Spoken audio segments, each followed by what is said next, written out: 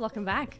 Today we're going to be checking out some more gun rants from Zach. I've really been enjoying these. I'm trying to get pieces, you know, tucked away in my memory here and there, terminology, different things like that. I mean, I'm totally an expert and I know absolutely everything about everything that he's ever said. Of course. Make sure you take notes. Do you need to take notes? Make sure you take notes. If you guys are new here, please do consider subscribing. It'd really help me out and I would very much appreciate it. Thank you. Are you ready? Let's go! Alright, so you have your inflammatory remark back. Doesn't feel weird, I didn't adjust the stock in a weird position. As long as the zero is fine, I don't care. It's still zeroed, what do you think, I am a pleb? Yes. You don't know how guns work? Oh, okay, so we're starting off with the rage bait. You know, normally we get like halfway through the video before we start rage baiting. I'm sure this will be fine. What in the hell is this abomination? It was fine. We're just moving right on. It was fine. Oh my god. To John Moses Browning's holy name. Looks like a gun. In that it shares Whoa. some characteristics with a gun. Sure. It's a nightmare. Know what you mean by What? Hold on. that? Look at it. It looks like absolute. Are these just random bolts? Is this also a bolt? Is that a bolt holding... What? Is that... You... Can... Is that like a little bit off to the side? Do you aim beside the thing? Or does it shoot cockeyed? Does it... does it come out a little bit to the left? What am I... What? Dog piss. Yeah, I'm a big fan of function over form. So, Ugh. as long as it can propel a bullet down range. The magazine is sticking out of the side of it. The barrel is literally made from a piece of steel Okay. that is welded together. First things first, just because the magazine's sticking out of the side doesn't mean it's bad. It means it's an Uzi. Oh no. No, that means it's a MP18, Mike. An Uzi has the magazine sticking out of the bottom. Dude, I really hope one good time he hits him with a Michael instead of Mike. He just gets to that point of so much irritation. It's just Michael. Are you sure? Yes, I'm 100% positive. No, I don't think so. Let's see how well it works. Yeah, it functions correctly. I can make Nice. a heavier receiver for my pipe pistol. Oh, You God. like your pistol that much? Your pipe pistol? No, I absolutely hate it, but I mean, it... Oh, that's kind of cool. It's a fun little shitty stock. Close side should... That's not a reflex sight. That's a piece of pipe with 2 nails drilled in it. Oh, good God. That's this, a shotgun, Whoa. huh? This is terrifying. That's just a lump. That's Nails just... drilled in it. Hold on. Oh, good. That's just... That's just a lump. God. That's this a shotgun, huh? This is terrifying. This is just a freaking blunderbuss. Oh, I hate it. I hate it so much. I kind of figured you It's would. a Oh. freaking zip gun. Oh, this is bad. This is real bad. A zip gun, you say? Yeah, it's basically made out of 2 pieces of metal that you just bang them together and it shoots. Oh, okay. Magic. You got a bayonet on it too, I see. Yeah, I do not want to use this, especially with how long it takes to reload this piece of crap. Is it a single fire shotgun? It's a single Yeah. shot. It's real bad. If you were desperate for a gun, maybe. If I was desperate, but I also have a semi-automatic 12 gauge that does way better than this. We'll stick with that. It's the PPSH BAR. It's not though. It got. It's got the top cover of a PPSH 41 for some reason, but then the magazine of a Browning automatic rifle, and then the foregrip of a Browning automatic rifle. Well, oh, what kind of stock does it have? It's got a PPSH 41 stock on it. So it's a love child. It's just when a PPSH and a bar love each other very much, you know, it's beautiful. It's not well designed. Automatic jack.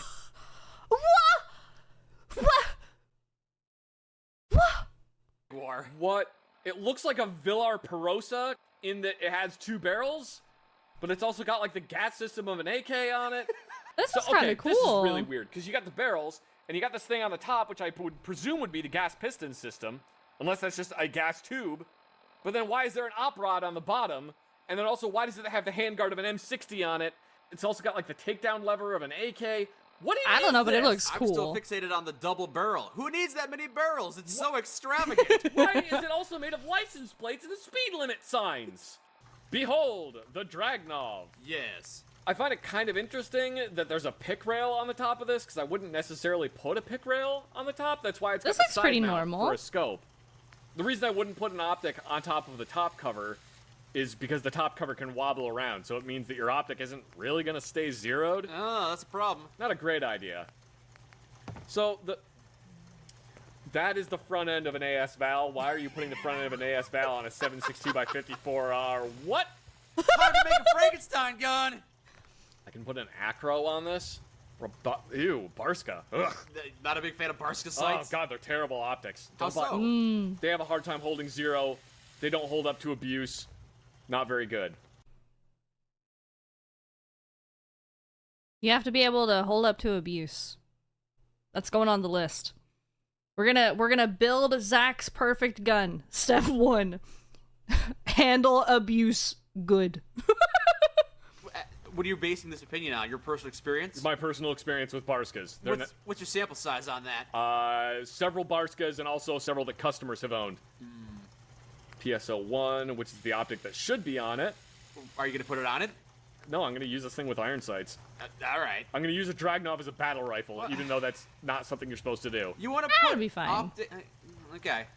The Dragnov isn't technically a sniper rifle. It's really more of a designated marksman rifle. I'm not a huge fan of the PSO1 because it doesn't have adjustable eye relief, and your eye has to get pretty close to the back of it. And because the Dragnov has quite a bit of recoil, Oh, they just put give this yourself rubber a black cup eye? on the end of it. To absorb the recoil. It's just supposed to smush into your face. Doesn't work great. Uh-oh. No, you kind of just end up bonking yourself with it a lot. Right in the eye. I also find it funny that when they built the Dragnov, they also put a bayonet lug on it. And normally, your barrel's supposed to be that long. 3.5 foot long rifle with a bayonet on the end. It basically just turns it into a small lance. Frankenov. The Frankenov. The Dragnov is a 7.62 Whoa. by 54R semi-automatic rifle. This seems... I think it's always perspective, but this seems quite larg. Very larg. That was designed for the Russian military to give the infantry a little bit more range than Gonna have an O-ring around your eye. the AK-47 could provide. Yeah, the AK-47 is a good, reliable, all-purpose rifle. Yeah, it's a good infantry rifle, but this is designed more for slightly longer range engagements, so when you got like one guy in a machine gun nest, you can have your designated marksman just pop him with this thing. And 7.62 by 54R has been around a long time. The upside is that it's a very high power cartridge that works incredibly well. The downside is that rimmed cartridges don't exactly like to work well in semi-automatic guns, but the Dragnov seems to do pretty well on handling it. So there's What are we doing to cartridges? and why? Are we doing that to cartridges exactly? Don't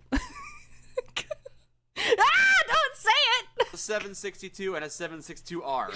Well, there's a 7.62 by 39, which is what the AK-47 uses. Then there's a 7.62 by 54R, which is what the Dragnov uses. Good evening. Hi, we're having a conversation. Thank you. There's also a 7.62 by 51 NATO, which is a cartridge that a lot of bolt actions and semi-automatic rifles use. Is that like the interaction every time I pause the video and have something to say? I'm not a fan of this. Don't. I'm sorry. I'm just trying to be included. I just wanted to be part of the conversation. Scope. I might change the scope out. So you shot that Dragnov before? I actually used to own one, but it was the civilian version of a Dragnov, which was made by Izmash. It was called the Izmash Tiger. Didn't have a muzzle brake on it, so decent chunk of recoil. You do end up smacking yourself in the face with a scope a lot because there's no adjustable eye relief. And this one doesn't even have the suction cup, so you can't absorb recoil. Well, the scope's further forward on this one. The military one is kind of even worse because the military one just has a metal plate on the stock. Oh, fun stuff. And 7.62 by 54R is definitely not a comfy recoil. Ugh. I'm sorry. Ooh. I what like do they think this. 308 ammo is? Because apparently the high caliber, it says larger 5mm rounds. Do you know what 308 is in millimeters? Almost 8mm. Is 8mm bigger than 5mm? Gee, I don't know, Mike. You can do math. What do you think? Listen. Okay, you're just asking to be sure. All right? You could just ask. You're just double checking, you know, okay? And you know, this happened to me once with gauges, with gauges for earrings, okay? Because the smaller the number, the bigger, okay? So maybe he's just double checking that there's not some wacky, silly, goofy things happening. I can't do gun math. You guys have weird rules. No, yeah. 8mm is bigger than 5mm. PP-19 Just Bison. checking. Here it is. Yeah, all right. Looks like an AK-47. Wait, no, it doesn't. It's got the same top cover as an AK-47. Okay, it's got the same top cover. It is derived from an AK-47. It uses 9x19mm from this weird helical magazine on the bottom. Check this out. I'm gonna shoot it for a second. Now watch me reload it. That's the magazine. Oh, that's cool. Yeah, it's like a 50-something round magazine. That is a weird way to do the magazines. Yeah, it's very weird, but apparently they work okay. Of all the weapons you could have gotten, you got 2 submachine Ooh. guns. Yeah, I love submachine guns. I like that. That's pretty That's good. not bad. Yeah. So that weird knobby thing coming out the back is the charging handle. It's not the eyesight. You don't put your eye on that. No, that's the charging handle. This is You pull the lever back like a pinball machine. yeah, like that. Really? Yeah, you pull back on that thing to charge it. Good grief. Anyway, it's designed by Saab and Bofors. It's interesting in that the barrel can be removed and you can immediately change it over to a 6mm projectile that can be used for training, but they do also have a tungsten armored penetrator. It can fire multiple calibers of bullets. Yeah, just by literally changing the barrel.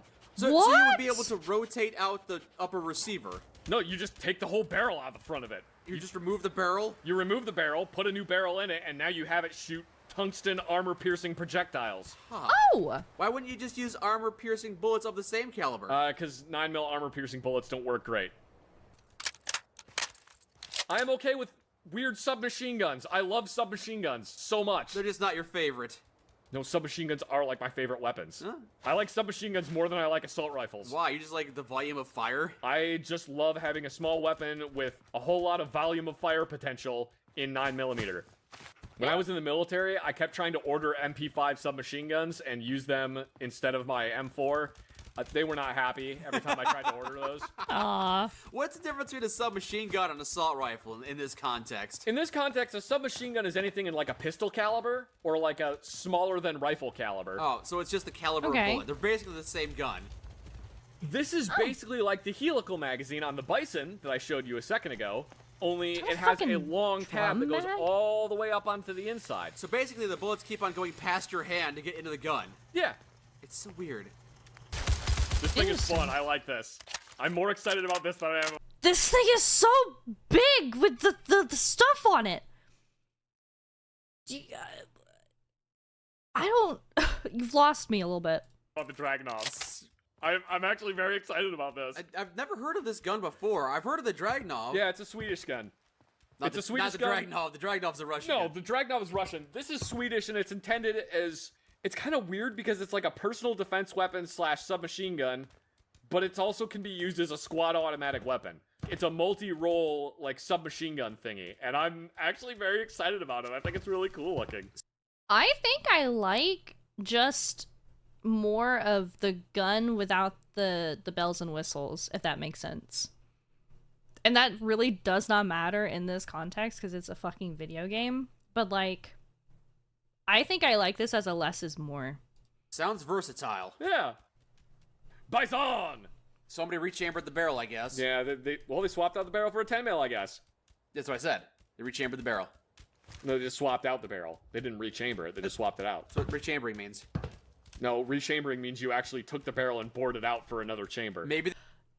I was gonna say something like that, but now I can't say that because I didn't say it beforehand. Now everyone's gonna say that I'm just copying off his homework. But okay, cut this out. Cut this part out. Cut this out. Cut this out. I think it's really cool looking. Sounds versatile. Yeah. Bison! Somebody rechambered the barrel, I guess. Yeah. Actually. Actually, they did not do that because you see, you would have to take it off and then bore into it to change it. So actually, that's not what that's actually not They swapped out the barrel for a 10 mil, I guess. That's what I said. They rechambered the barrel. Nope. No, they just swapped out the barrel. They didn't rechamber it. They just swapped it out. That's what rechambering means. Nope. No, rechambering means you actually took the barrel and bored it out for another chamber. Maybe they did. What a weird... I'll never get over how weird that magazine is. Yeah, it's real weird. Oh my god, you're so smart. Thank you. Make sure you write that down. But apparently they are somewhat effective. But then why don't other guns adopt that same style? It's kind of hard to do it with anything other than 9mm or like pistol caliber. Whoa. Whoa, Scorpion! Why are all the guns left-handed in this world? They all eject out of the left side of the receiver. You think maybe they... That makes it left-handed? Oh, I guess so. Because you would want it to eject away from you. So a right-handed, because you're holding with your right, you don't want it going across your body. Okay. pressed all the lefties into service? Like they conscripted the lefties? What? Are you having problems? A little. I also found this thing. Ooh. Oh, 9mm pistol. No, it's a I like Stechkin this. APS. What kind of caliber bullet does it fire? I think 9x18. Oh, so 9mm, exactly what I said. It's full auto. Jeez. Yeah. Oh, I like I'm not that. gonna use it. No? This thing just wastes ammo. You point at the mailbox, you're like, hands up, mailbox. Up. Hands up, mailbox. And then the mailbox is like, I'll take you down. And so you pull the trigger on it and, oh my god, Yep. oh my god, ah! Now you put it that way? Yeah. It's cool. Don't need it. Yeah, Stechkin APS, it's an interesting idea in concept because like a lot of other small submachine guns or fully automatic pistols, it was designed for like tank crews or people that couldn't carry around a full-size rifle. But why would they make Okay. it automatic? Because it does have a small stock that's supposed to attach to it, but even with the stock on it, it's real hard to control. Yeah, exactly. So why would you have it full auto? It doesn't seem... It does have a selector lever. This one seems broken though. I can't switch it off full auto. Ah. Even still, why even have the option? It sounds ridiculous. You burn through all your ammo, then you gotta... I mean, if you're like 2 feet away from somebody and you just pull down the trigger on this thing, you are gonna absolutely riddle them with lead. Yeah. What the fuck have you done? What? Oh, no. Goodness. Oh, no. Yes? That would not actually work. What? Oh my god. They don't make an EOTech that small. What the? That's why it's called a micro reflex sight, Zach. Somebody, what? Oh my god. Somebody was goofing. Somebody was goofing and made dumb stuff. Somebody was goofing and made dumb stuff. There's no rail mount on the bottom of a Stechkin. 45 conversion flèche rounds? It's a pistol. It doesn't even shoot flèche rounds. It will if you give it the conversion. Yeah, that's a lever action rifle, all right. Oh. What kind of lever action? It's based on a Henry lever action, and for some reason the rear sight looks like it was stolen from a Benelli shotgun. Ah, But another... I don't mind that. oh my god, there is a death claw over there. Dance, do not go that way. That definitely does not look like a normal Ooh, hammer for a big rifle. guy. No, it's got like a little tab sticking out of the side because it's designed so that if you have a scope, you can still access the hammer. Because a lot of times when you put a scope on a lever action, you can't get to the hammer anymore. Yeah, Deathclaw's pissed off. Our Lord and Savior, John Moses Browning. Winchester was like, hey, we want a lever action. And he went, okie dokie, and knocked it out of the park in less than 30 days. It's freaking ridiculous. And then they named a gun company after him because the gun company was so impressed. No, he just started his own gun company. What? To compete with Browning? That seems counterproductive. Yes, Mike, to compete with Browning. To compete with Browning, John Browning started his own gun company. He also named it Browning. It was very confusing. No, the name of his gun company was Harrington and Richardson. And then the Harrington and Richardson brothers founded Webley. And then Webley founded the Heckler and Koch. And then Heckler and Koch started High Point. And then High Point started Low Point. And What? then Low Point I'm done with this joke. This joke is stupid and I hate it. If I remember correctly, that gun was made by Fabrique Nationale. Yes, it is. And I'm surprised you remembered that. And it's called the FNFAL because it stands for Fabrique Nationale Fabricated. Oh, I was doing so well, Mike. Yeah, you lost it. Yep. Ah, you lost it. Fabrique Assault and Atom. I think he's onto something. I think he's onto something.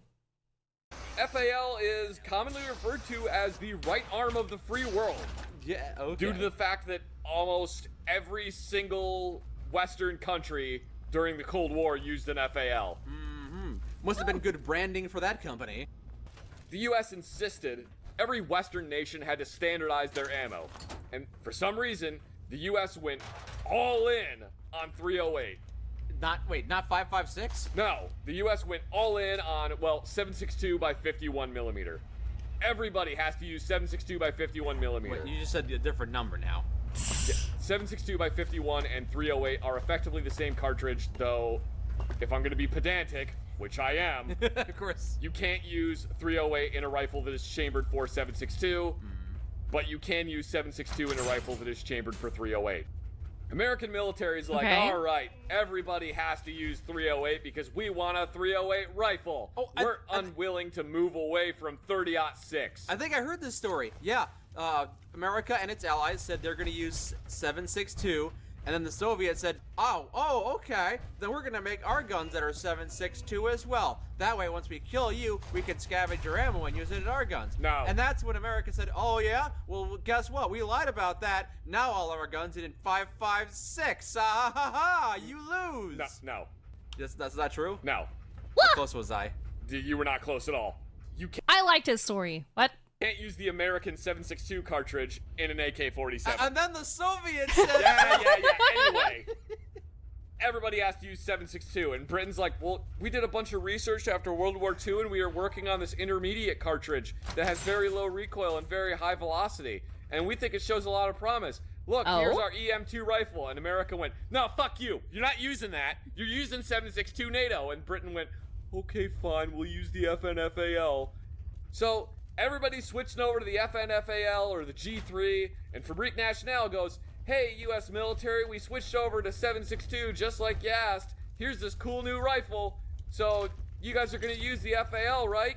Because we switched over to the caliber you wanted. And the U.S. went, no. We modified our M1 Grants to take magazines and work worse. We called it the M14. We're using that instead.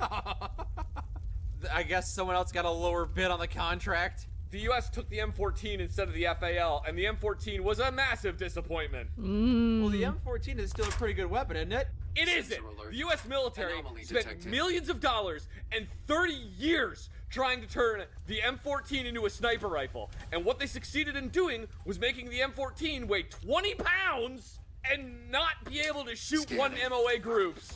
Ow! Oh. Tell me one interesting fact about the FAL.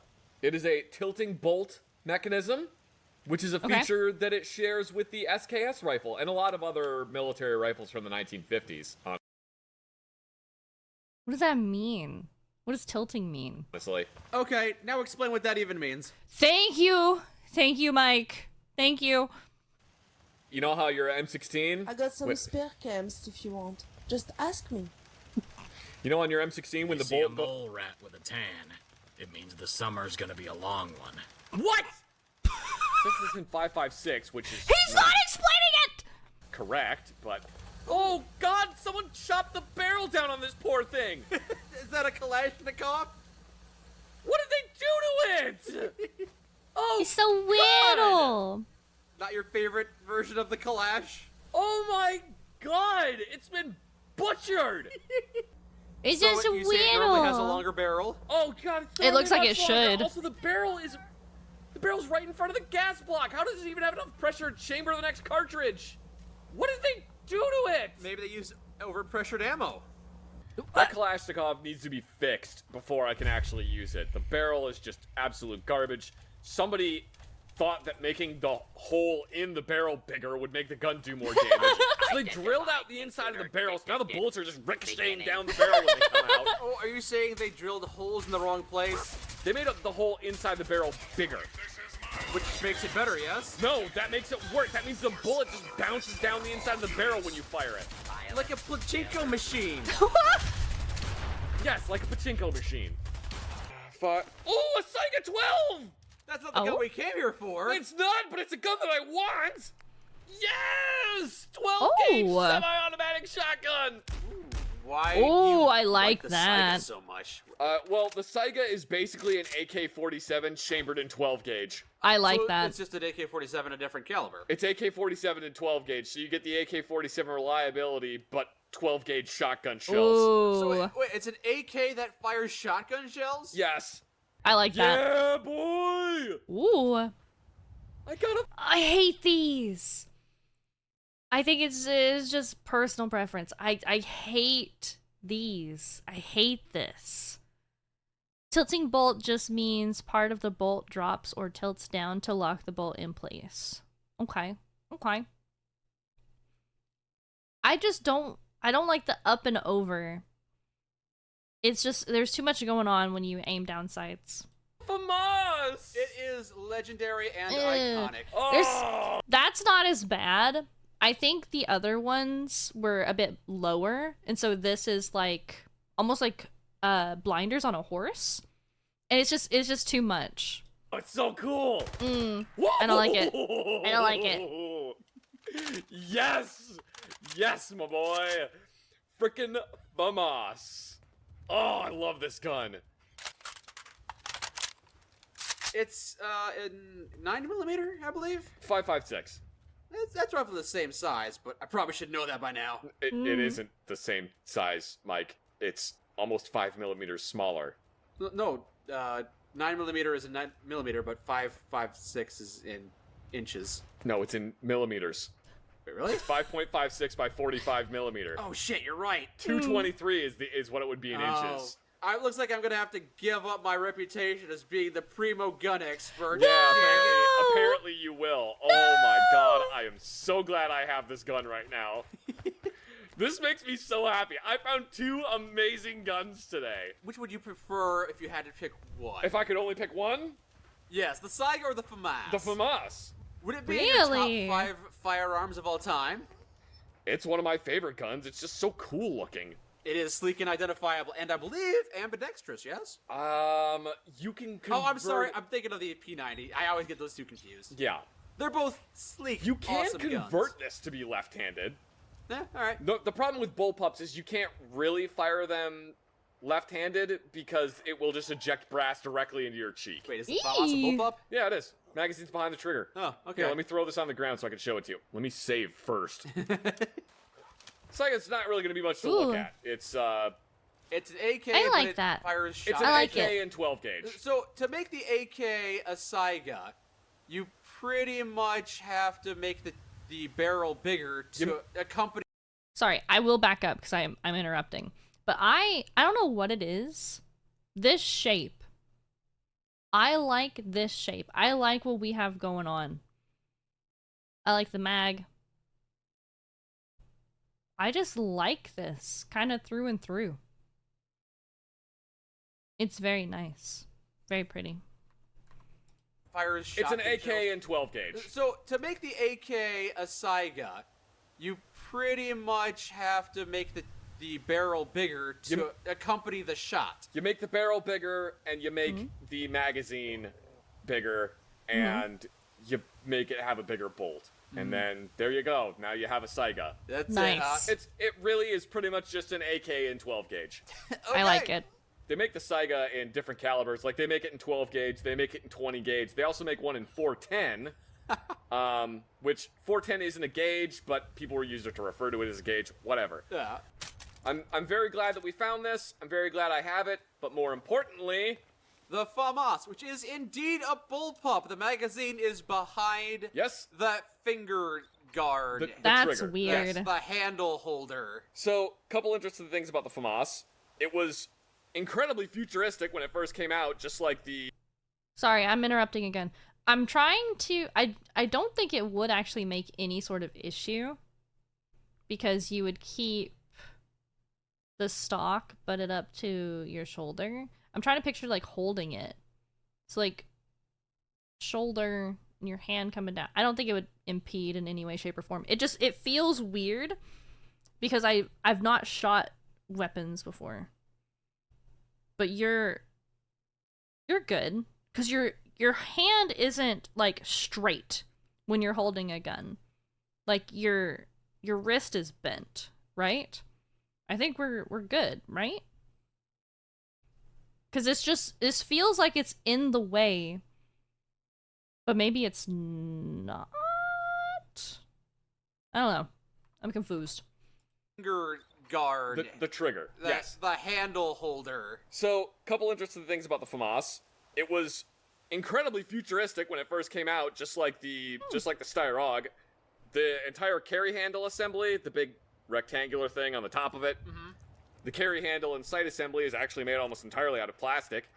The lever on the back, behind the magazine here, switches between 3-round burst or full auto. Oh, do you like that, fact, though? This is one of the only NATO guns that was originally designed to use steel-cased ammo. I didn't realize that was a thing. Most NATO countries use brass-cased ammo, but the FAMAS use steel-cased because it's got a really high extraction pressure, so you kind of have to use steel shell casings because the original ones had problems with ripping brass shell casings in half. Well, are you saying that the FAMAS aren't designed to use brass casings? The original ones weren't. Oh, but the newer ones probably The are. newer ones, yeah, the newer ones are.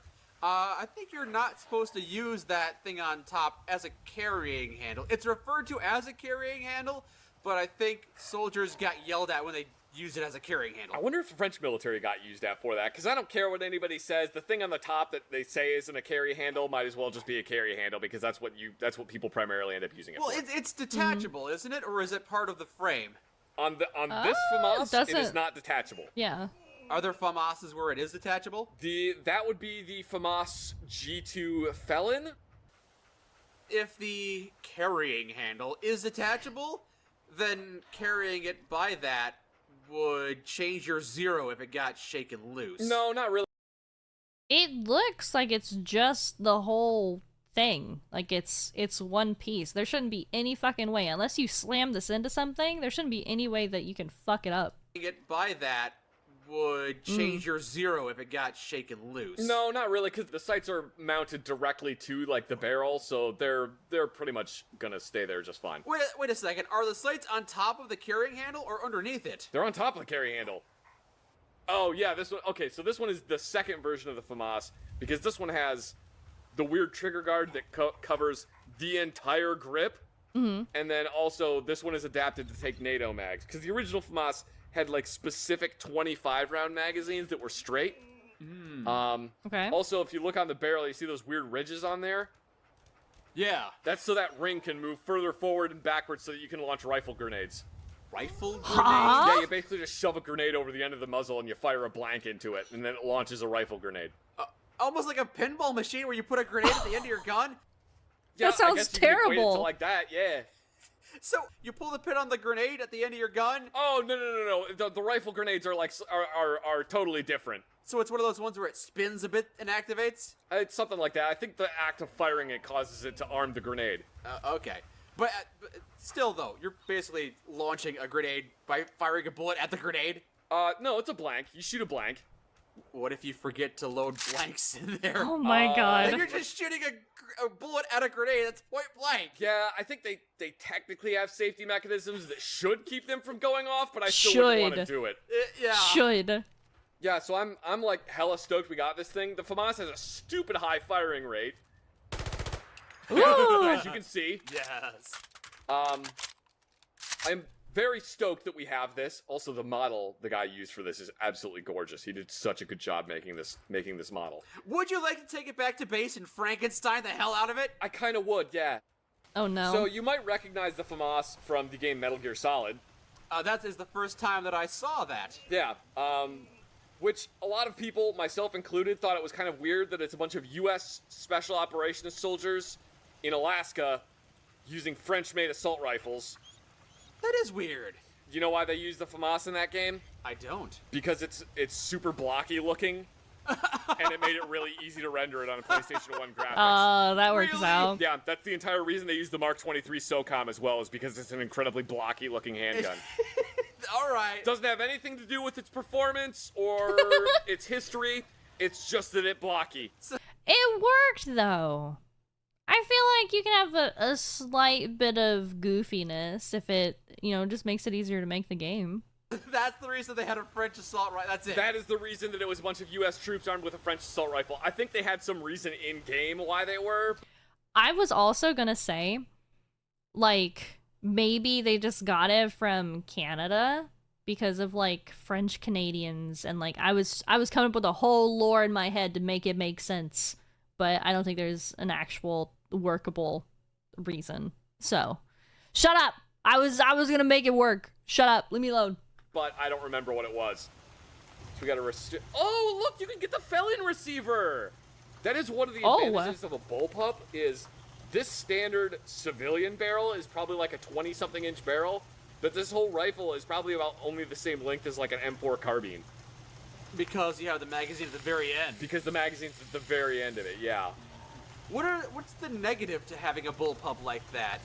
The negative to having a bullpup is it does require, oh look, you can have the standard F1 receiver.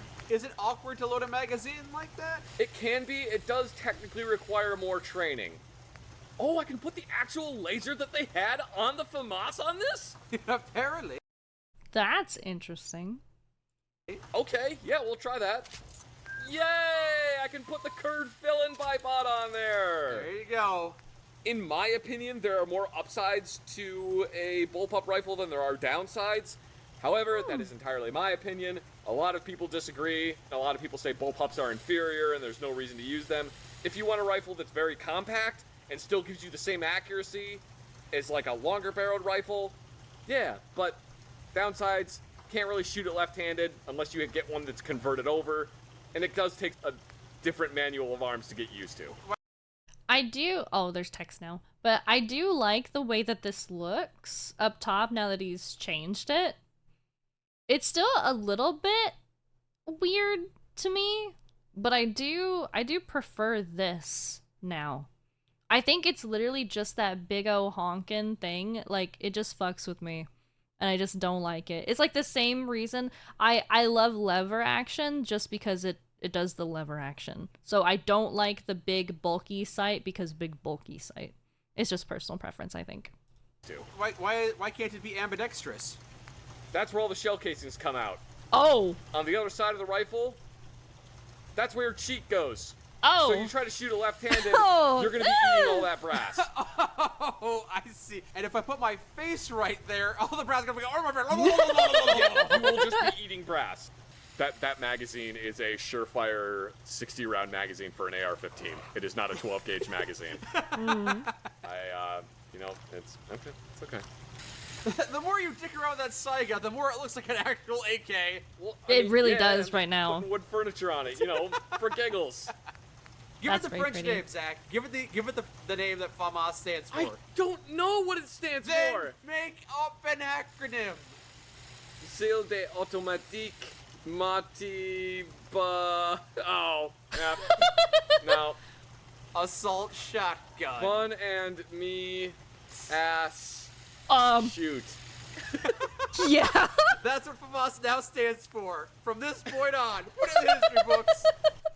Oh, yeah. I keep forgetting. Make sure you write that down. Write that down. That's gonna be on the test. It's gonna be on the test. Write that down. That's a shotgun because I look at it and immediately think assault rifle. Yeah, but it's not. It's a shotgun. Oh, we're back. Ew. Oh, this is not awful trying to aim through irons at all. Oh, This ew. is not like a horrible tunnel vision. I don't like it. Oh my god, I hate it. Okay, finally. Finally, we can both agree bad. You made a gun so you can hate on it? Oh no, it's just so hard to see through irons like this. It looks cool as hell.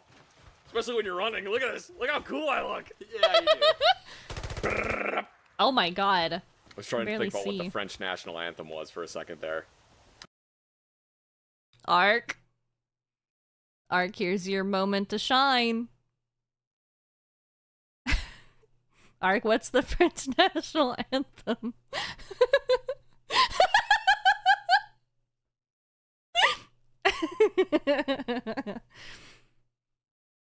This is your spotlight. Tisk tisk tisk. Is there anything about croissants? Okay, I'm not thinking. Damn. Oh well, it doesn't matter. Cause the garçon. Le, le, le, le, le, le, le, le, le. Cause the garçon. I don't think. Yo, Arcadian. You want to rate that? You want to rate that out of 10 real quick?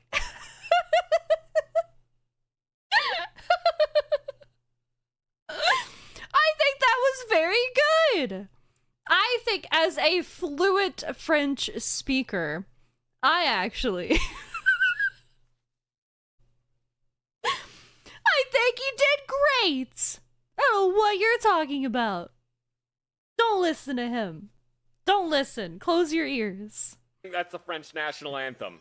Laissez tomber les filles, laissez tomber les filles. Ow! No appreciation for the finer things in life. That's not the French national anthem! It should be. It's good. Ah! Also, I absolutely love this FAMAS though. Like seriously, I love this gun. If you had to choose, FAMAS or P90? Ooh, that's tough. They're both bullpups. Mm-hmm. See, the thing is, the P90 is very effective against things that are wearing body armor. Why is that?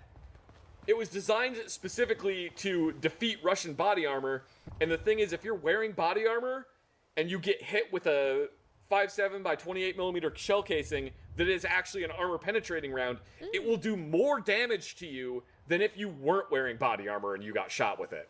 This gun was designed to attack Russians? Was it designed during the Cold War? It was designed during the Cold War, and the thinking was, if Russia decides to attack NATO, they're going to be sending Spetsnaz and Special Forces troops and paratroopers.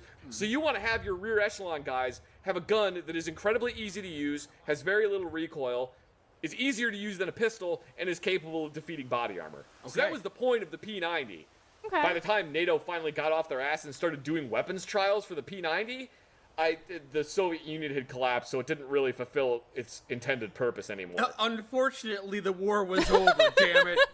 The thing that's good about the P90 is 50-round magazine, high rate of fire, very, very low recoil, and armor-piercing bullets. Okay. Put all those things together, and it's a recipe for a tiny laser gun that is very small, very compact, incredibly easy to use, and theoretically capable of just ripping through body armor. So you would choose the P90 for its armor-piercing capabilities? Well, the other thing is, though, if I just take a 5.56 rifle, I've just got armor-piercing innately. So you would pick the FAMAS over the P90? Which gun is better at piercing armor, then? Out of the two of them, Yeah. probably the FAMAS, because the FAMAS is an actual rifle. And the P90 is not a rifle? No, it's technically a submachine gun. You would definitely pick the FAMAS then, yeah? I probably would pick the FAMAS also because they're, like, almost impossible to get in the United States. Money, no object, I'm getting both of them. But if money is an object, which it is, and you're just going to give me one of the two of them, then I'm taking the FAMAS, and then I'll just buy a P90 later. Okay. Yeah, that's a Desert Eagle, all right. Good God, I'm deaf now. Okay, well, new gun for you. New gun for me? I'm probably not going to use it, to be completely honest. Really? Yeah, I really have no desire to use a Desert Eagle. They're so loud. Why not? Aren't Desert Eagles cool? Yeah, they're cool, but I wouldn't use one in combat. They're not reliable?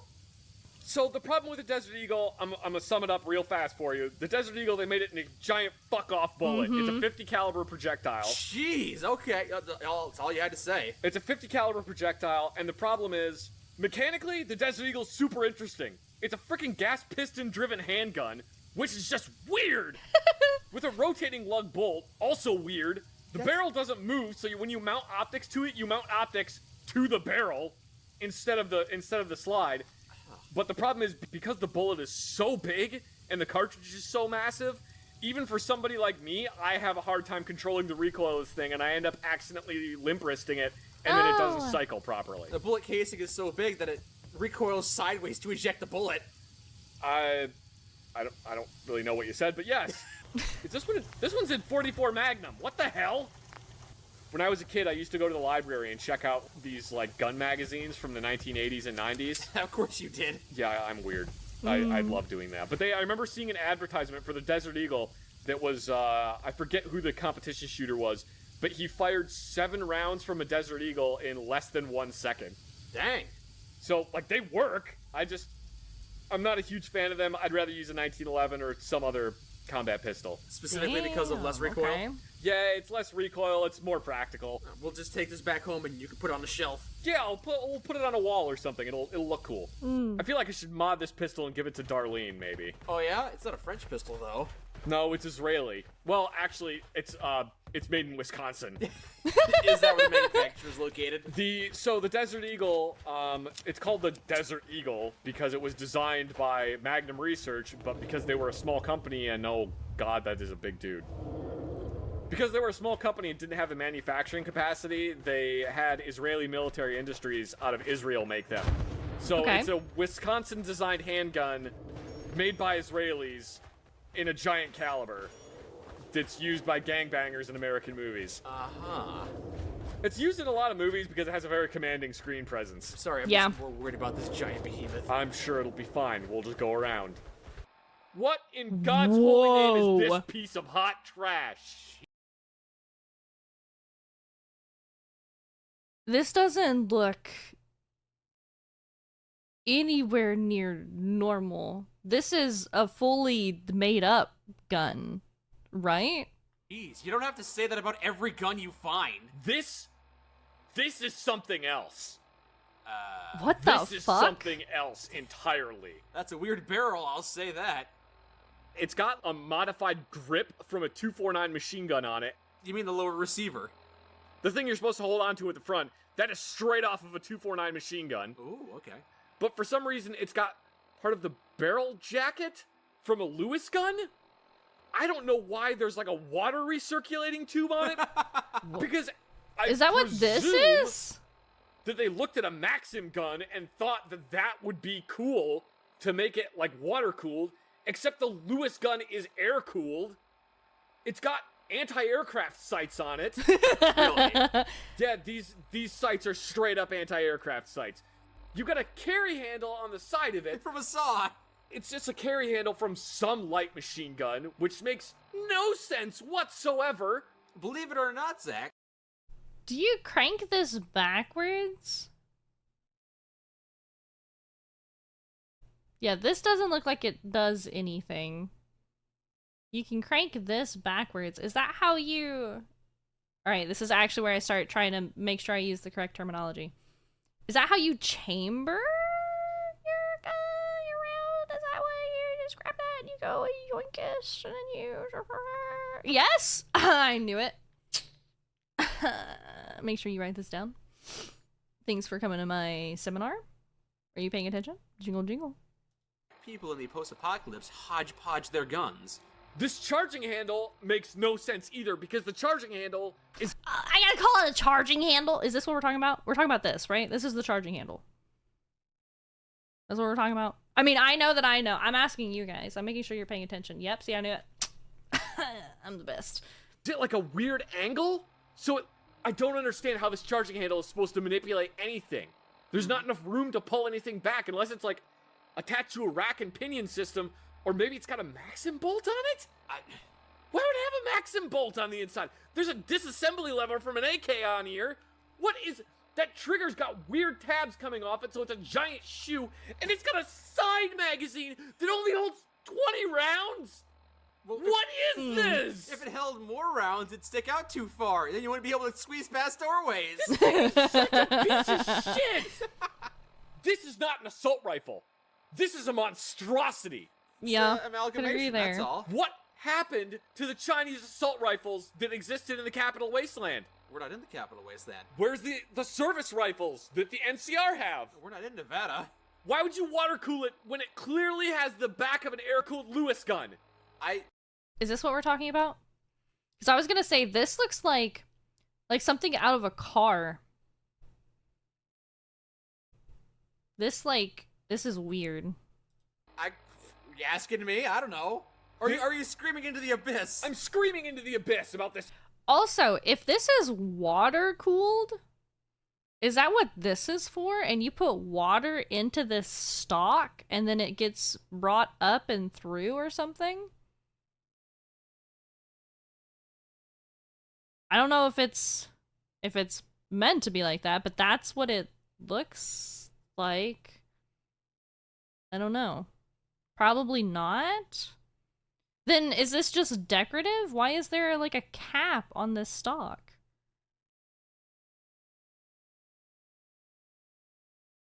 You wouldn't be able to hold anywhere near enough water? I don't know. It's weird. Pointless, god-awful monstrosity that should not be. It's incredibly front heavy.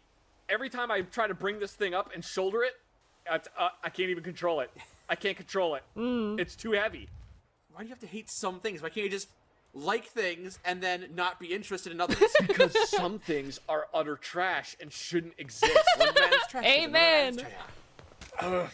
Oh, man, I'd feel better using a Martini Henry than I would using that thing. So if you had to choose between this assault rifle, Yes, or a single-shot rifle and a caliber that doesn't exist anymore. I would take the one in the single shot that doesn't exist. but Zach, you're only allowed to have one gun from now on. Which do you choose? This assault rifle or the Pancore jackhammer? Does the Pancore jackhammer actually work, or is it one of the non-functioning prototypes? Oh, it's one of the functioning prototypes, but every time you have to reload it, you have to disassemble it. Oh, god damn it.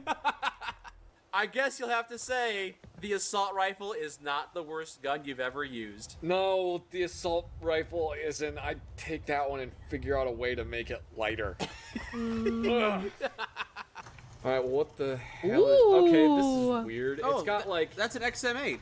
No, I like it isn't. this. Okay. It's a made-up gun. It's got a bunch of features from real guns. The stock is reminiscent of a Bushmaster ACR stock. So is the bolt and the little knob right behind the ejection port. But I like for some this. reason, on the very back, right in front of where the stock is, there's this little triangle which appears to me to be like a welded piece of sheet metal that looks like the top upper receiver cover of an AK. And then it's got like the magazine well of an M4, but a really weird magazine release on it. That looks like an ergo grip. I don't know what the hell is going on with his handguard right here. Yeah, it's weird. And then for some reason, on this side of the gun, there's this little ovoid shape right here. Yeah. That's directly taken off the side of a FN Scar, but Okay. put at an angle in the wrong spot on this. I'm not entirely sure what's going on with this, but it looks like hot garbage, and I don't want to have anything to do with it. Oh, What? Yo. Do me and Zach just have complete opposite taste in guns? Probably because he's someone that has so much actual experience with them, and I have absolutely no experience with them. That's kind of interesting. Because I like this, actually. I don't know. I think I just have, like, a certain type that I fucks with. And this is kind of it. oh, ouch. I apologize, but it's not my cup of tea. Yeah. I'm not. Oh, really? Is the thing that you called hot garbage not your cup of tea? No, I apologize. I apologize for calling it hot garbage. No, say it. Say it. Call it what you think it is, okay? Just because you don't like it doesn't mean that I like it any less. You think it's hot garbage, that's great. I'll take 2 of them. Don't worry about it. It is not hot garbage. I just don't like it. I thought it looked cool, but maybe it only looked cool to me because I don't know anything about firearms. If I knew nothing about firearms, I would think this looked pretty cool. Yeah. But as a specific firearms nerd, I don't... Oh no, this is not good. It doesn't fit my refined taste. How does the sight seem to you? That front sight looks like it's gonna get broken off hella easy. It does look Okay, yeah, fragile. kind of, It looks yeah, like yeah. it would be incredibly easy to break that front sight off. The rear sight's decently robust, but that front sight looks sus. Okay. Whoa! Whoa. What? That's fancy. The hell Whoa. is this thing? That's a pretty bitchin' What? sniper rifle. Ooh! That's alright. It's got Nixie tubes! Nixie tubes? Yeah! Nixie tubes are like a precursor to liquid crystal displays. So before LCDs, we had Nixie T's. No, they're just vacuum tubes. Yeah, Nixie. Nixie tubes. T stands for tubes. Nobody ever said that. Every number on a Nixie tube is its own filament. Ooh, okay. So 0 through 9 are all individual filaments in the Nixie tube. And when you want a certain one to light up, you send a current. Okay. So it's like a tiny neon light with 10 filaments inside it that you can turn on.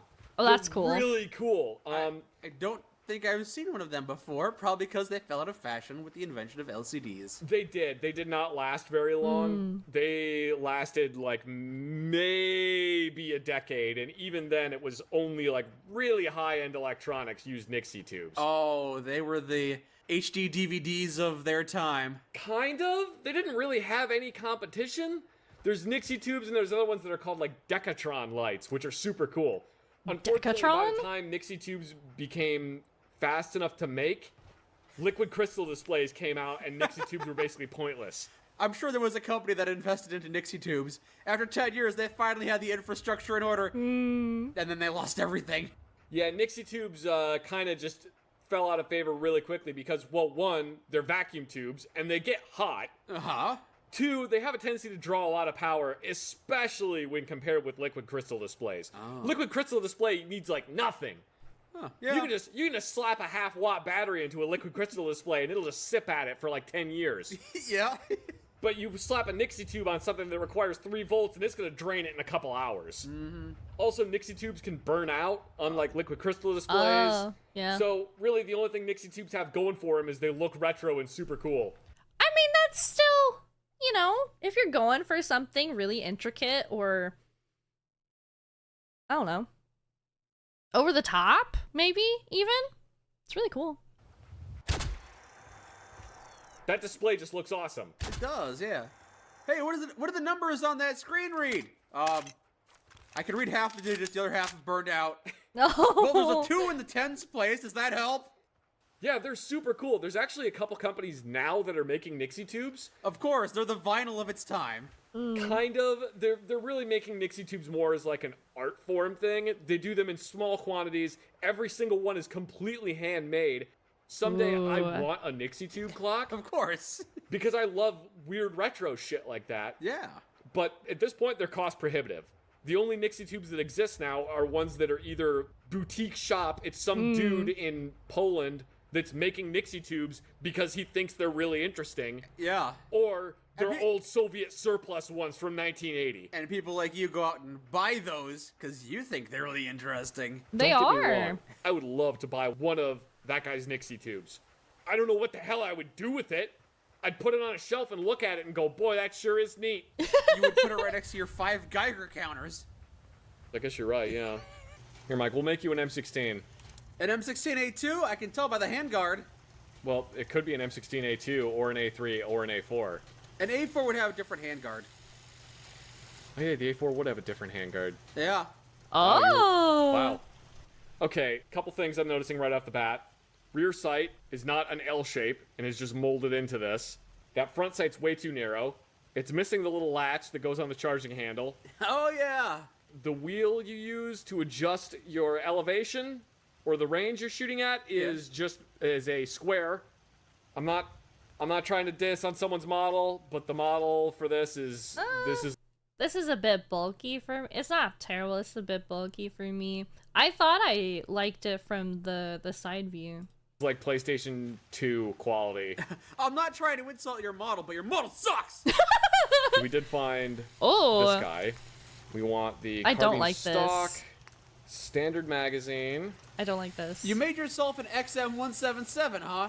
They basically took an M16, they moved the front sight post way backwards, put tiny little handguards on it, and put a 2-position collapsible stock on there. So this is I don't like obviously it. a gun modified for close quarters. It was basically modified to be really small so that it could be broken down into 2 pieces and fit on the ejection seat of an airplane. It was a gun that was going to be carried a lot, rarely if ever shot, and it had to work when they needed it to. Special Forces found these things, so Special Forces started requesting them, and then taking them. I didn't want your short little baby gun. It looks cool. Yeah, well, they wanted a gun that was very short and didn't get caught up on brush, and that's what created the XM177. Okay. Well, they very quickly realized that the problem with the 177 is because the barrel was so short, it was incredibly loud. If you have an M16 20-inch barrel, you fire rounds out of that, that's not going to be nearly as loud as a gun shooting the exact same cartridge with a 10.5-inch barrel. Uh-huh. So, one of the things they... Why? Hold on, don't tell me yet. Hold on, let my brain. 20-inch barrel, you fire rounds out of that, that's not going to be nearly as loud as a gun shooting the exact same cartridge with a 10.5-inch barrel. Okay, why would that be? So length of barrel.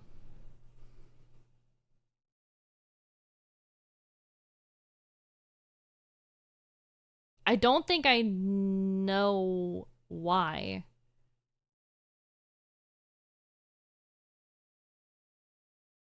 Okay. Can I know why? Can I be told why? If someone knows. What does the bullet traveling down more length of barrel do? The gas in the barrel has more time to expand. Okay. I don't think I was thinking that way. I was trying to work out what the bullet was doing in the chamber, or like what it needs to do. Or barrel, excuse me. Ugh. Ugh. My brain is smoothing. Fuck. Okay, that makes a little bit of sense. So this having like the drilled bits just on the end doesn't, like, you can't just put more of that because this is like at the very end anyway. Ah, frick. Just when I think I've worked something out, I'm reminded that I don't fucking know anything. Huh? Darn. So, one of the things they did was they designed this moderator. That thing that looks like a suppressor almost? Yeah, which the Okay. ATF considers it a suppressor. I don't think they should, because it only lowers the noise by about 2 decibels. Technically Okay. suppressed. The reason they put this on the end of it was not to make it silent. The reason they put that on the end of it was to make it sound more either like a normal M16 or like an AK-47. So that when they were shooting at the enemy would think that they had encountered a bunch of standard infantry and not a bunch of super sneaky special forces guys. Oh. Because if the enemy thinks that they've encountered standard infantry, they're more likely to pull back, reassess. But if the enemy thinks that they've stumbled across a group of just 6 super sneaky guys, they're going to push the advantage as hard as they can. Yeah. That makes sense. So by putting this on there, you trick the enemy into thinking that, oh, it's just another normal enemy. I want a gun that sounds like a crappy gun, Okay. but is cooler. The 177 is a super interesting gun. It's actually what spawned the M4. The M4 is pretty much just a 177 with a longer barrel on it. And So this is a precursor to the M4. yes, the XM177 is a precursor to the M4 in Vietnam. Okay. They basically took an extra pistol grip that they had laying around. They chopped it down and bolted it onto the handguard, so they had a pistol grip on the front of it. Why? So that when you're shooting it on full auto, you have extra controllability. The That handguards doesn't aren't sound good bad. enough? Not really. It's not, sometimes it's kind of nice to have a vertical grip on the front of it, especially if you're doing like Oh. spraying like full auto. When you said they attached a grip to the front, I imagined they taped it horizontally to the side. Oh no, it's like straight up and down on the bottom of They it. glued the grip to the bottom of the Yeah, barrel. they just used like a wood screw and attached it to the bottom of the I barrel. understand now. Technically, this grip is anachronistic because the 177 and the 177E1 would have not had the little finger groove on there. It probably would have been like a Bakelite style grip. The forward assist would be on the E1, but then this would have magazine release fencing around it if it was the 177. As hard as they tried, they couldn't get it perfect. Well, the problem is there's so many tiny little modifications in between each series of gun. You will never be able to memorize all of the little tiny things, and I still screw stuff up. I'll still be like, oh yeah, no, that one's a 177, and then someone's like, well, actually, the finger groove on the pistol grip didn't exist until 1969, so you're incorrect. Oh, I can build a Department of Energy Colt. Oh, There was a very short period of time where the Department of Energy had, this barrel. Oh, look at the suppressed 10mm submachine gun. Ew. Takes Colt mags. So there was a very short period of time where the Department of Energy, for their nuclear facility guarding, they had these submachine guns. a variant of the XM8. No, just a variant of a Colt AR-15. Oh, Man, that's cool. That's cool that I can make that. that's the XM177. Yes. Is that a variant of the XM8? No. The only way they are related is in that they both have the X designation. Are they made by the same company? No, the XM is a military prefix. Oh. That is not a 177. What is happening with this? Why does it look so weird? What happened to my gun? What are you talking about? This is not an XM177. Then why did you name it 177? Someone modified it while I wasn't here and turned it into an M16A2. Okay. Somebody turned my M16A1 into a dissipator? I don't like Fuck, that. I have no idea. Maybe you're the one that's mistaken. Maybe you give it the dissipator barrel and you call it the XM177. Oh, yeah, I'm the one that Hey, we all make mistakes. It's okay, man.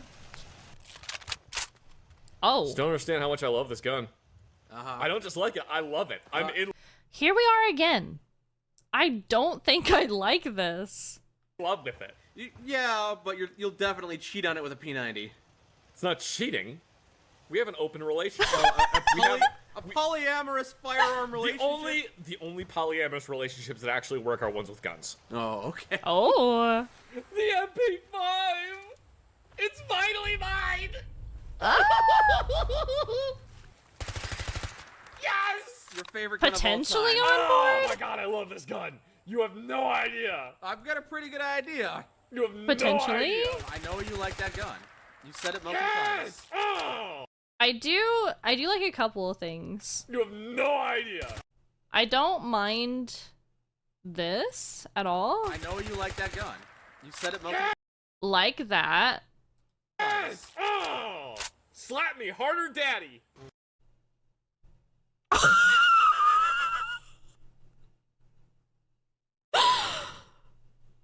I don't think I like it that much. Okay.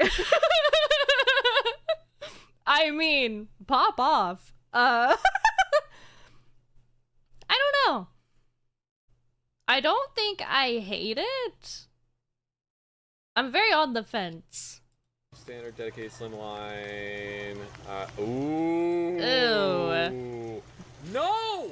No! You don't understand. I need the SD. You want the SD, but you can't get it? I know how to make a fucking SD handguard. Actually, if I put this stock on it, it's Ew. exactly how I have mine configured. Oh, there you go. I don't like it. I don't know. I think it's this like it's this right now. I don't know why this being directly connected and like it looks squish. It looks like it should be bigger. Quick eject waffle. Oh, they got the waffle bags. That's fun. That's ridiculous. As far as I'm concerned, this is like the Cadillac of submachine guns. Okay. It has a fluted chamber to aid in extraction. However, the downside to that means that it you kind of can't really use the shell cases again to like reload them. Fluted is like rifling, but it's a different kind of rifling. Usually fluting is on the outside of it. The fluting allows it to be extracted easier. It's like it damages the casing once it's fired. Yeah, but it allows the casing to be extracted much easier. Okay. Yeah. Okay. Man, I freaking love... This gun is so good and so popular that HK tried twice to replace it.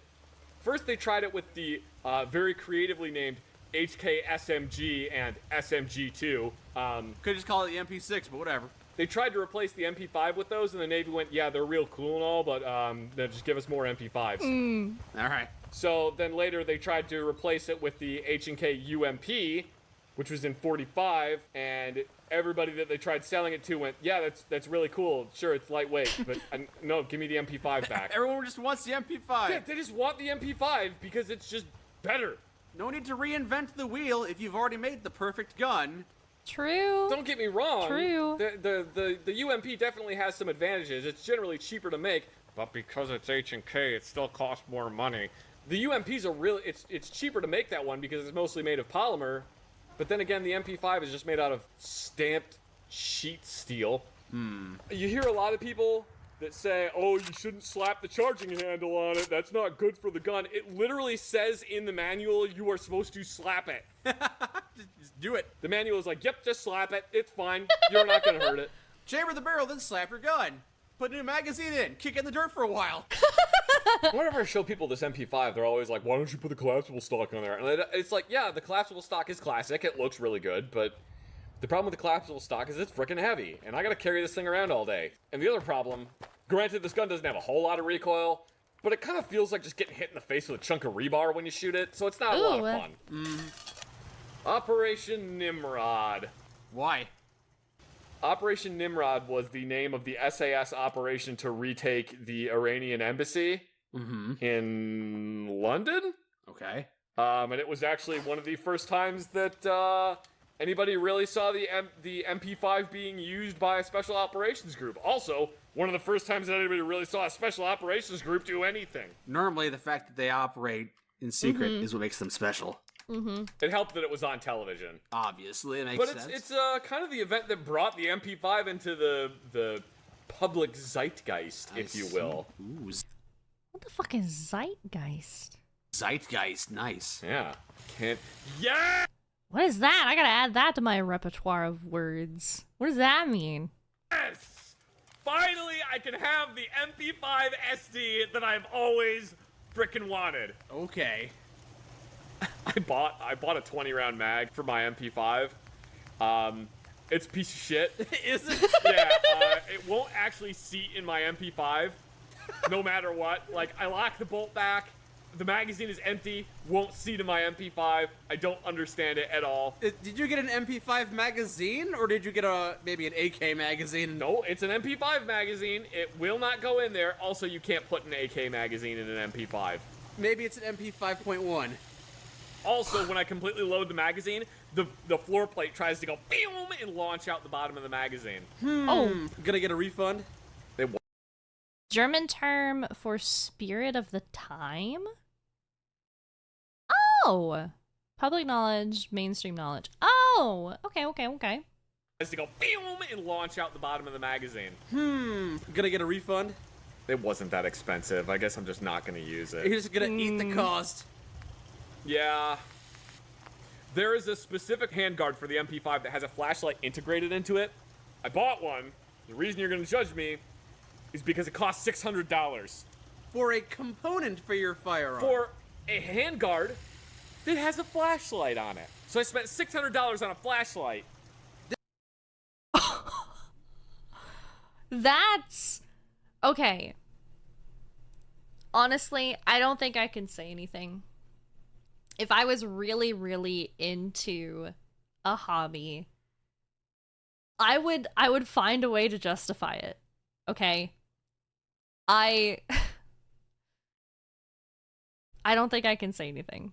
Didn't the gun itself cost about $600? No, the gun costs like $2,000 something. Oh, that's even better. Okay, yeah, it's just a little,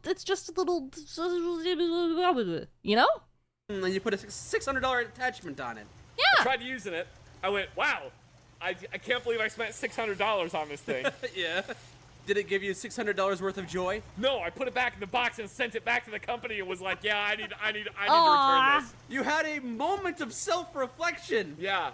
Those are quite rare. Congratulations. Yes, it was incredibly expensive, and I realized the moment I had done that I was like, yeah, this was a mistake. I shouldn't have bought this. What captivated you initially? Was it good marketing? No, it's just like one of the coolest looking handguards for the MP5. But it wasn't $600 worth of cool. No, it just wasn't. Darn. Yes, I finally have an MP5 SD. Yes! SD stands for silencer dummy. It stands for something in German. Suppressed drumstick. I don't remember what SD stands for. I'm sorry, I'm a bad gun nerd. Lovely. Oh, I think I prefer it a little bit this way. it does look better for my personal opinion. I'm a bit more on board. I don't know. I think for me, it just looked off balance or something. I don't know what my brain does when I look at something, because again, I'm not looking at it as a technical or knowing what anything does. This looks better, in my opinion. Oh, and Baby's first musket also needs to be changed to Baby's first blunderbuss. Oh my god! Because you don't have to charge it anymore? Well, no, you still have to charge it, but now it's a shotgun, not a rifle. Oh, okay. So it's a blunderbuss, not a musket. Is that the difference? Muskets were rifles and blunderbusses were shotguns? I never knew. Well, no, technically a musket. Well, muskets are longer. So I guess that, yeah, kind of tracks. And then a blunderbuss is just a freaking, I don't know what to call it. Musket is a musket. A rifle has rifling. That's why it's called rifling, because it has. I'm saying that's the analogous firearm. A musket is to a rifle as a blunderbuss is to a shotgun. Yeah. Yes. Okay. Yes. Okay. Wow, we were both a Mac 11, finding all kinds of guns today. That didn't seem like a Mac 11. Aren't those supposed to be full auto? On the actual military ones, they have a semi and a full auto setting. I guess this is not the military one. There's several different versions. I think the Mac 11 was in full. What the hell? Put a scope on the Mac 11. Why do you make me do these things? Yeah, there you go. Oh my This god. is so stupid. That's gross. What is Oh, I hate that. Oh. Oh, I hate that. deliverer? What? Why- A Walther PPK I hate with an that. extended barrel in 10 millimeter? The Walther PPK isn't in 10 millimeter. It's in what? It's just a straight blowback semi-automatic pistol. Really low magazine capacity. Looks like it would be. They made the ejection port much bigger on this one, but the original Walther PPK has a completely fixed barrel, which makes it even simpler. Makes sense. Got a decocker and a safety on it.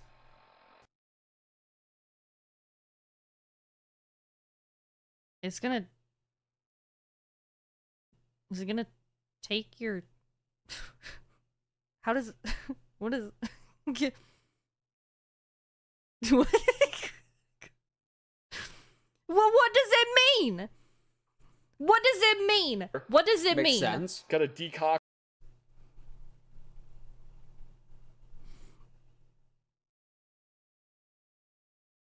It takes the hammer out of the ready.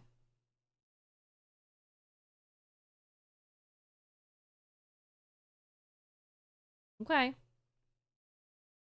It's decocked. Okay. It puts the hammer back to safety. Does not remove.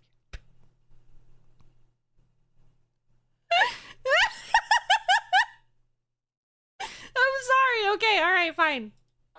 And a safety on it. The trigger pull on them is if I, It's gonna do what?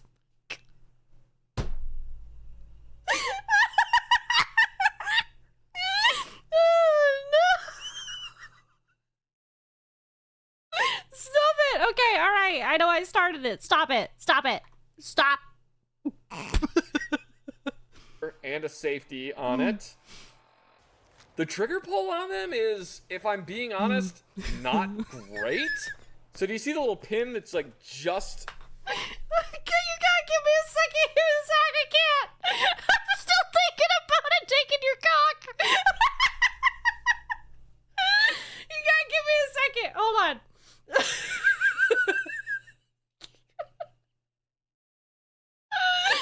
Oh.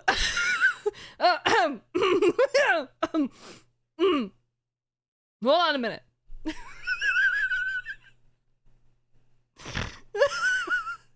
Oh god, okay, I'm fine. I'm a mature adult. I'm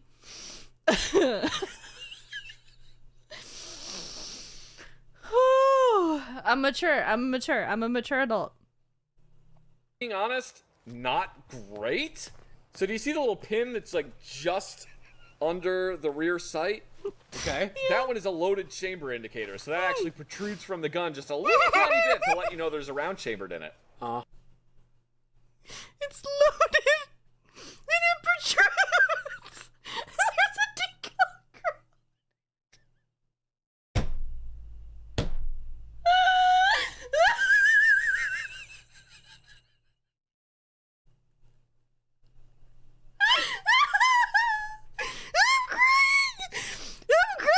I'm crying.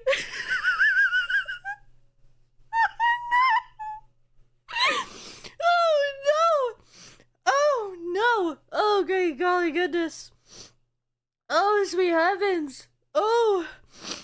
Whoa! Okay, we're fine.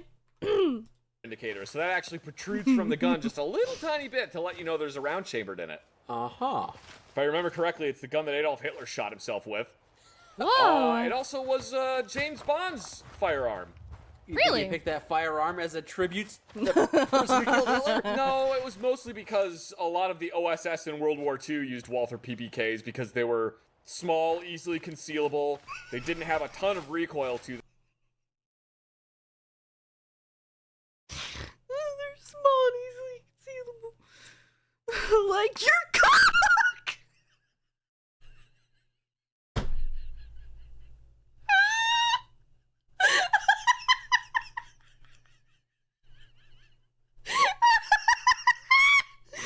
Oh my god! Okay, Woo! Wake up! Let the cock himself.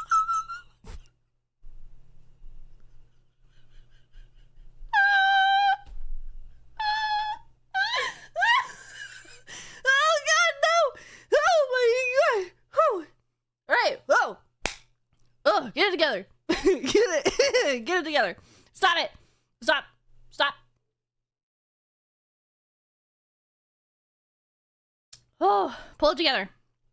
Pull it together, pull it together, pull it together, pull it together. Ks because they were small, easily concealable.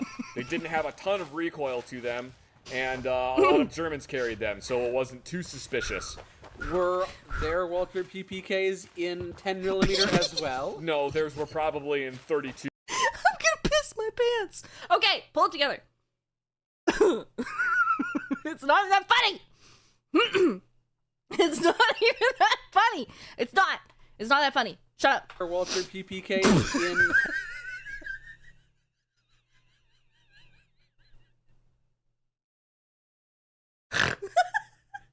Oh no! No, I'm stun locked. No, everything just sounds like it's about cock. Oh my god! I can't. I can't. I can't.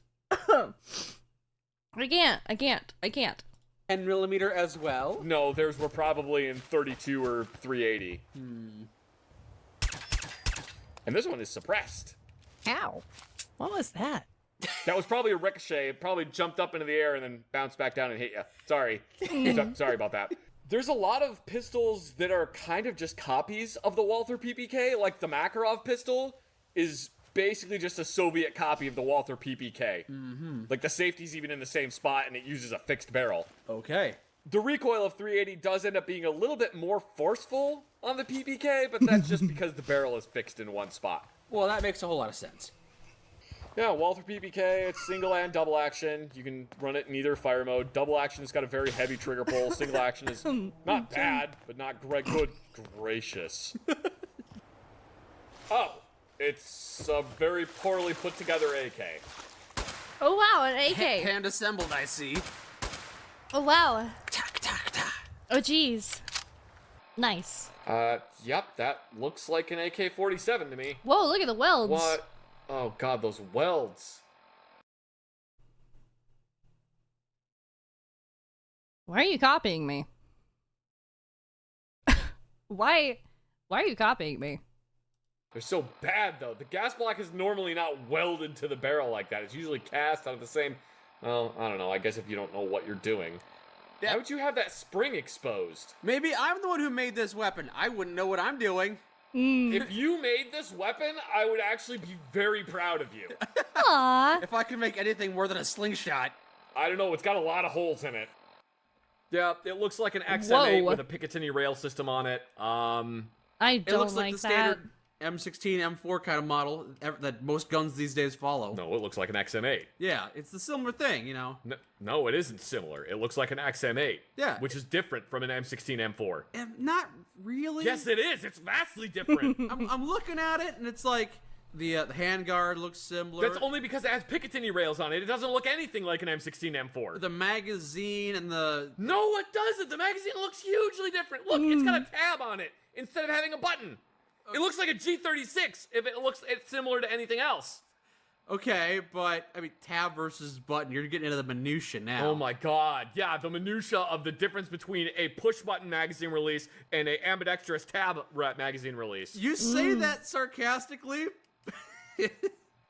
I suppose this thing looks like an M4 to you as well. A1, M16A1. Oh my god, I hate you. Because of the triangle barrel thing, you know? Because they had the triangle handguards in the M16A1. Am I thinking of the right gun? It was the M16A1, right? I legitimately can't remember. I thought it was the M16A1. It had the triangle barrel, right? I'm sorry. What the what? Am I alive? Oh, I thought my internet like died for a second. Why did it buffer? Oop, sorry. The right gun? It was the M16A1, right? I legitimately can't remember. I thought it was the M16A1. It had the triangle barrel, right? I'm sorry, I'm staring at this vehicle and ignoring you. Okay. I'm sorry. Okay, I just saw the word classic. Ithaca Model 37, and I got interested because it's a pump-action shotgun, baby! That also does cryo damage. I'm a big fan Nice. of this shotgun. It's a really great pump-action shotgun. Yeah. It's interesting in that it only has one action bar. I agree. I know exactly what Actually, you're talking a lot about. of older shotguns all only had one action bar. I don't remember what the first shotgun to have two action bars was. Two just What's, kind of adds, it increases reliability, adds Of course I know, but what's an action bar? What's the action bar mean? a backup in case one of them gets bent or something. Well, the more action bars, the better, I always say. But the Ithaca 37 is actually a completely ambidextrous pump-action shotgun. You feed Okay. the shells in through the bottom, and it ejects them through the bottom. Oh. Yeah. Oh, this is. Oh, and you go. did they actually make it so the shotgun shells come out the Yeah. bottom? Yes, Oh. they did! That's so cool! I am very happy about that!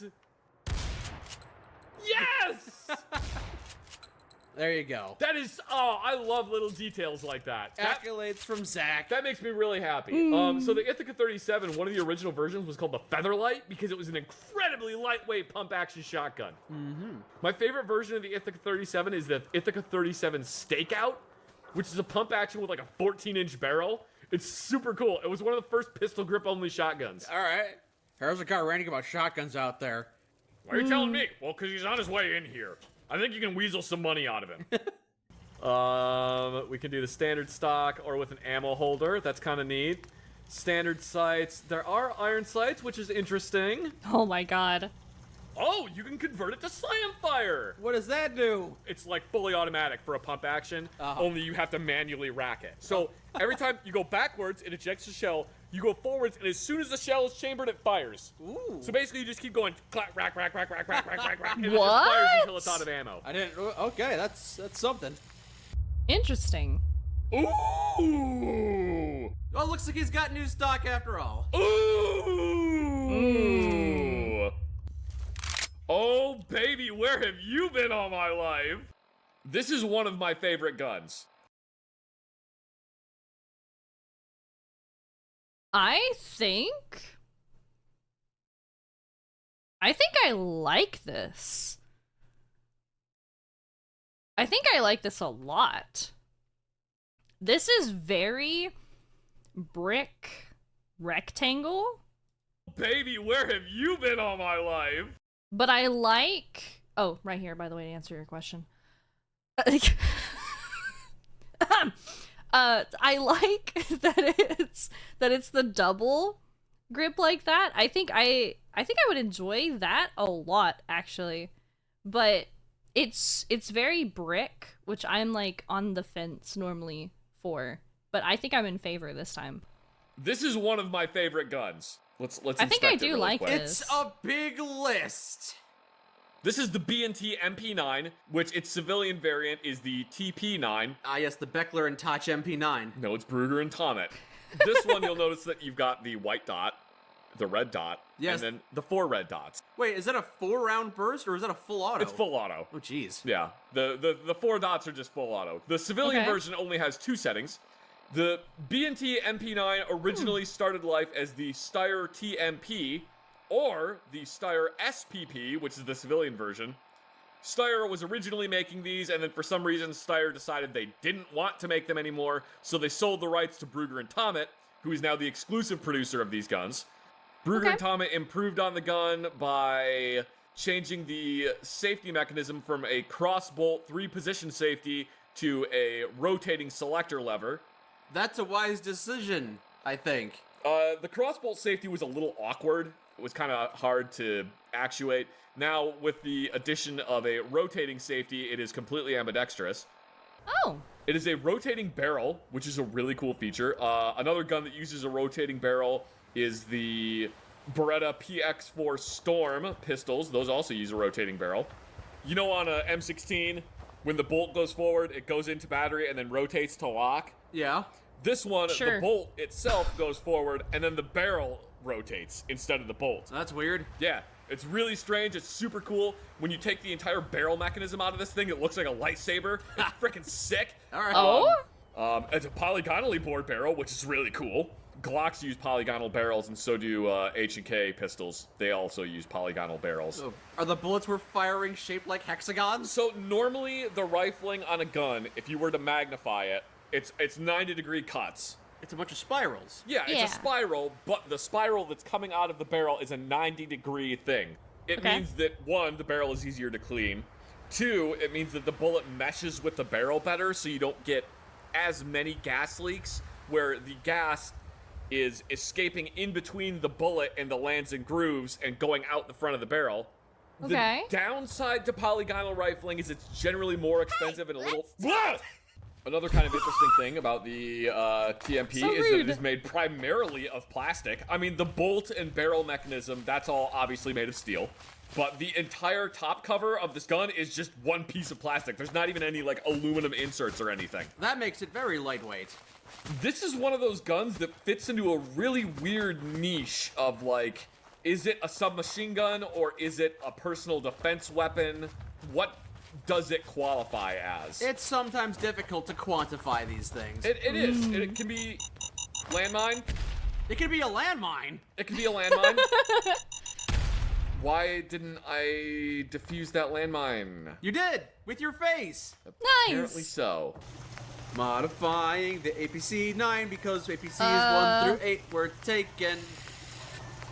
Oh, it's pretty fun.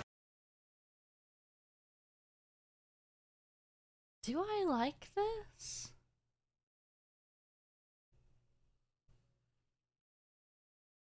I think I don't hate it. I think this is fine. I think if you have a second here. I think that's like a thing for me. Is forward handles. I don't know. I don't hate this. I think this is fine. You know, when you've got that forward grip, and then you got the normal grip, and then you got the magazine sticking out, kind of reminds me of a Nintendo 64 controller. So, I do have a couple problems with this gun, because of course I do. The pistol, the 44. This is an older model Smith & Wesson. You can see on the hammer, there is a notch in the center of it. Yeah? That notch is where the fixed firing pin... Don't do that to a revolver! You're the one doing it! Why not? That notch is where the fixed firing pin would go, and I can't help but notice that there isn't actually a fixed firing pin on this. Also, the locating area, so there should be an area on the back of this revolver that locates the fixed firing pin so that it strikes the back of the primer in exactly the center. That is completely missing. Okay. It's a custom modified version, I guess. It's not even a custom modified version. Kellogg modified it in a bad way. Ooh, hello! Ew! Oh, I hate it. Why is it making things on fire? Oh, I Hey, you hate got it. a hardened hate P90 it. that ignites things. It sets things on fire for some reason. I don't know why. P90 looks like shit. You've been waiting for so long to get a P90. It looks like crap. What is this? You've been waiting for. You keep on saying, I hope I find a P90 today. Every time we start, I hope we find a P90. Yeah. And then I get one, and it looks like crap. Oh, real gun. What makes it look bad? Is it a paint job, maybe? I hope it's just the paint job, because this looks kind of like ass. Oh, I Hey, hate it's got it. 5 notches. That must mean somebody got 5 kills. Why is it welded? Why don't is like the it. P90, why is this part welded together like it's made out of Mm. sheet metal? Oh wait, no, isn't the P90 supposed to be plastic? Yes, it's plastic. Why? Also, it's in 45 auto, which, you know what? You had to put it in a caliber actually in the game. So, I'm gonna let it slide, the caliber it's in. Isn't there a 9mm in the game though? It's not in 9mm though. All right. Wait, I what need to is go. it then? I need to go back to the house. I need to go back to the house. Okay. I need to have my materials. You hate how it's welded even though it's supposed to be made of Yeah, plastic. it's not supposed to be what if I do the factory receiver? Then is it not welded? There we go. That is Oh? the correct receiver. Apparently the hardened receiver, I appreciate the idea. Large magazine. I hate this. I don't like this one bit. I can't. This one's just not for me. What is... How do you extend a magazine on that thing? You don't. The only way you extend a magazine... There's no room to put more bullets in between those 2 parts. Yeah, well, there... Well, could you uppies? Cause you take this out to reload, right? Could you not just uppies a little bit? It'd get close to your sight, I guess. Is if you buy a magazine that is restricted to 10 rounds because it has a plastic spacer in it so that you can only put 10 rounds in it. That's the only way you can extend a magazine, is by removing that spacer. Oh, okay. The extended is a superior 75 round magazine, which is no. Is no. Is no. Is no. Is no. Why does it have H&K MP7 sights? Because people like H&K MP7 sights. I guess. The MP7 sights are interesting because they're flip-up rifle sights that have pistol sights built in. So when they're folded down, it's pistol sights. When they fold up, it's rifle sights. That is interesting. Yeah, I might Yeah, just do that's the kinda reflex cool. sight because that kind of would make the most sense. I think for a personal defense weapon. Spectre standard sights, yeah, we'll just do the reflex sight. Oh, okay. You got a suppressor. A lot of what the hell? The Mall Ninja suppressor. I know that. Wait, why does this look like something that would be in, like, Ghost in the Shell? Does anyone else see that? Did anyone here watch Ghost in the Shell? Because it was? Wait, huh?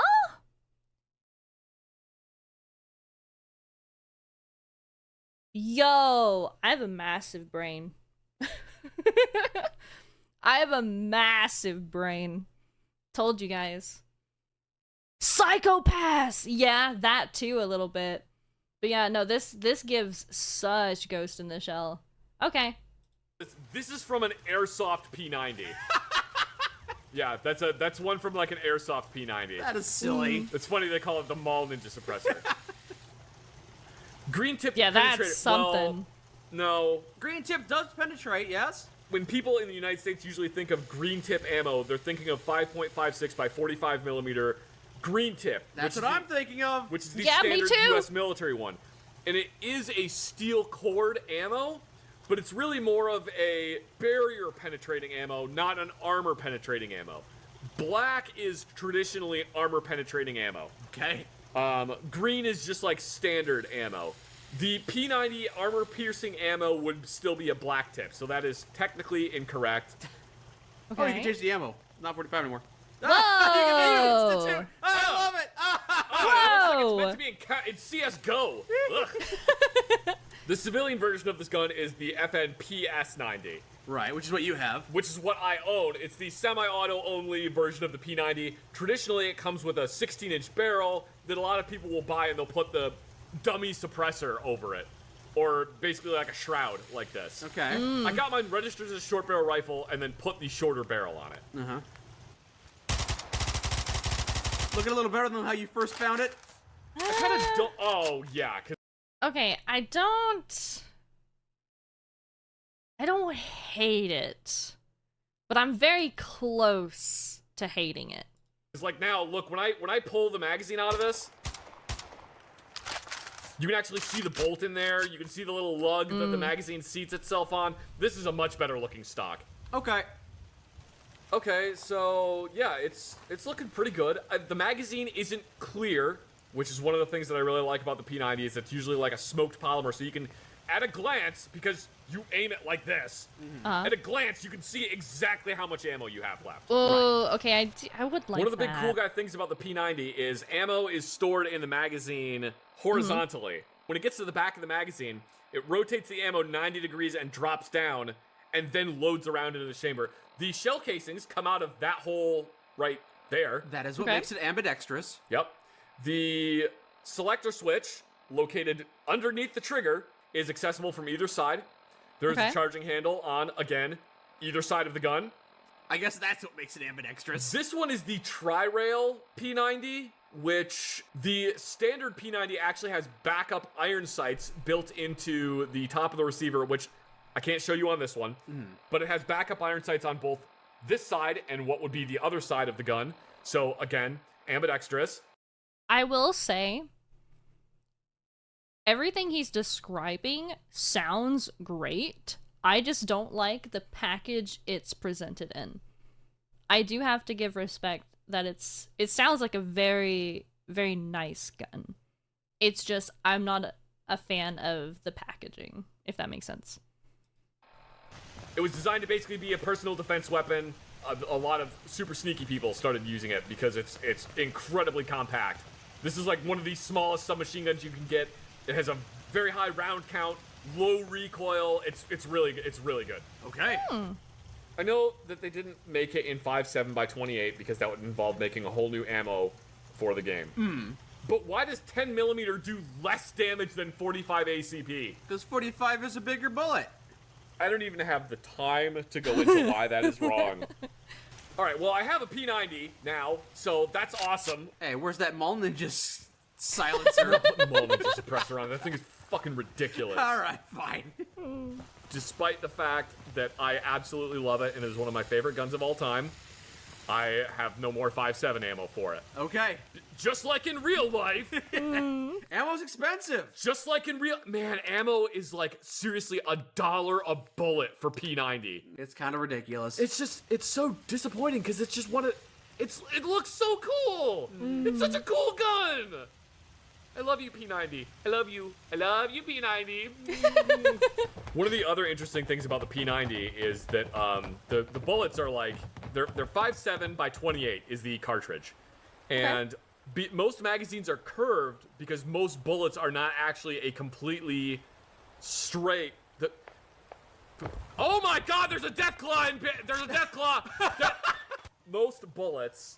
5.56, even 9mm, when you think it's like they're parallel sides, they're actually tapered. And the reason for that is because it aids in extraction. That makes sense. It's a free country. Yeah? Anyway, if you have a round that's completely straight, when you go to extract it, you have two surfaces that are completely parallel. That it's trying to drag that shell casing out of that surface. I see.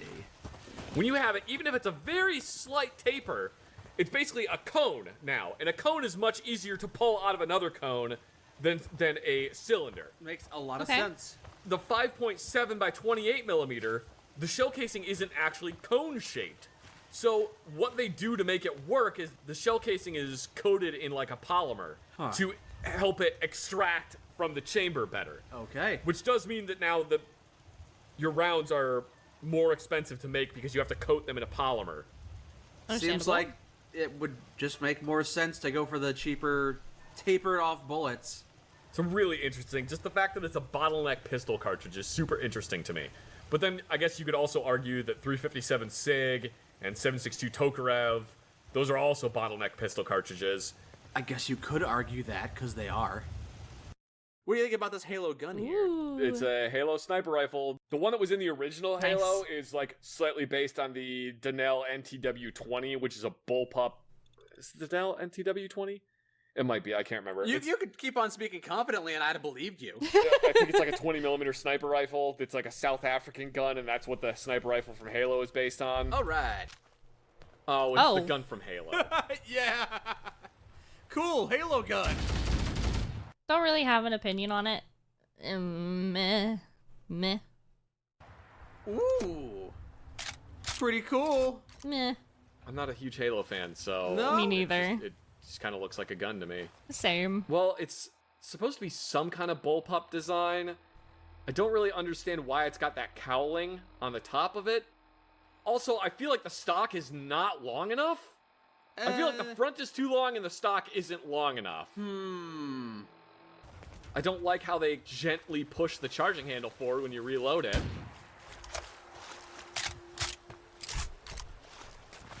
Also, where's the sights? How am I supposed to aim? Just the Aim top. down the top of the cowling. Yep. Yeah. I also find it funny that they gave it 60 rounds, just like the one in Halo.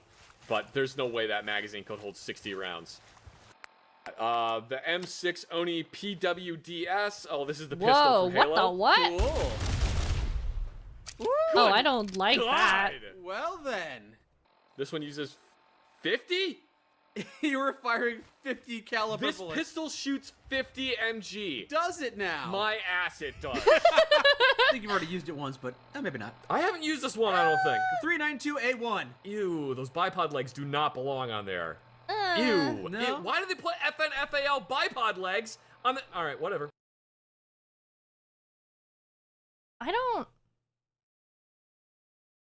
I think if I were to like this, this would have to be much longer. Like, I don't think I like this. I do like the bulk that we got going on, but I feel like it just needs to be long. Why do I say that and then look over to see that's what she said?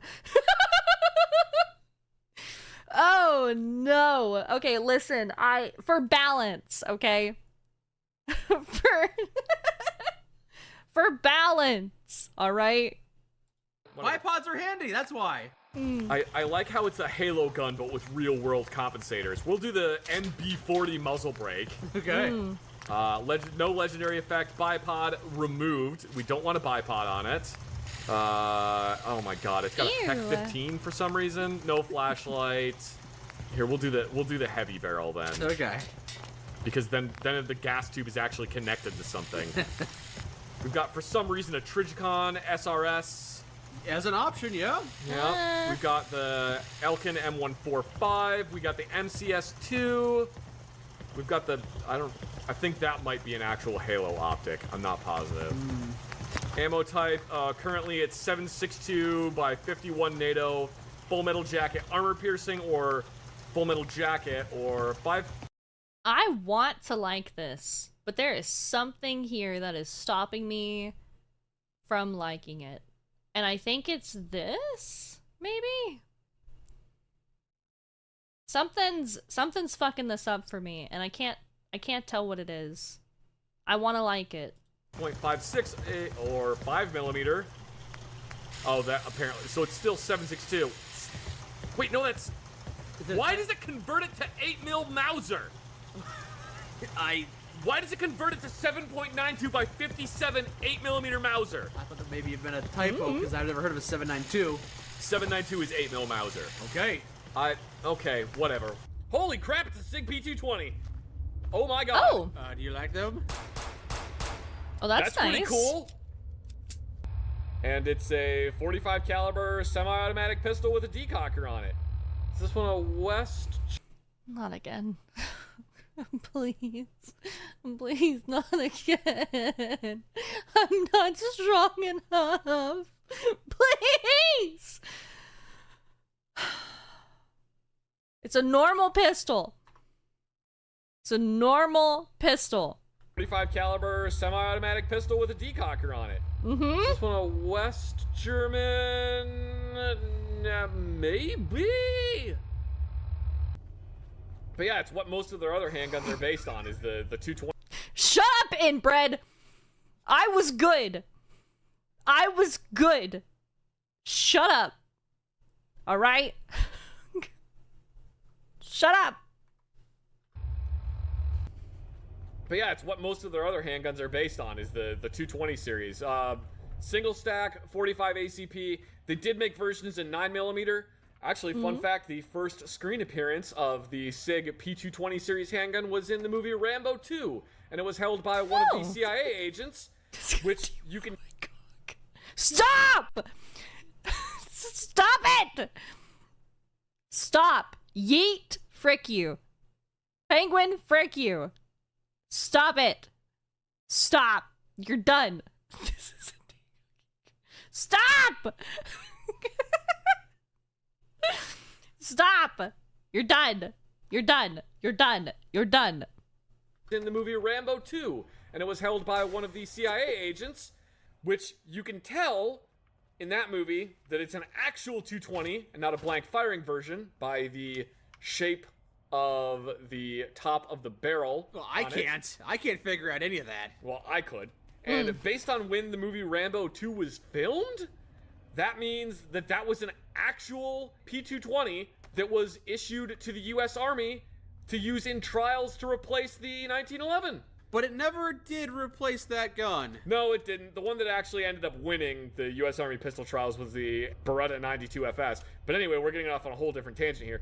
I personally love the SIG 226. I actually own good. one. It is a 226 Mark 25, which is the Naval Special Warfare variant. Another fun fact about this handgun, does not have a safety on it. Just take the bullets out, stupid. No, it has internal drop safeties. It has many things to prevent it from firing. There's a firing pin locking block. There's the fact that the hammer will not go all the way forward unless the trigger has been pulled on it. There's a thing to prevent it from going off unless the slide is fully in battery. What this gun does have is it has a decocker, which puts it...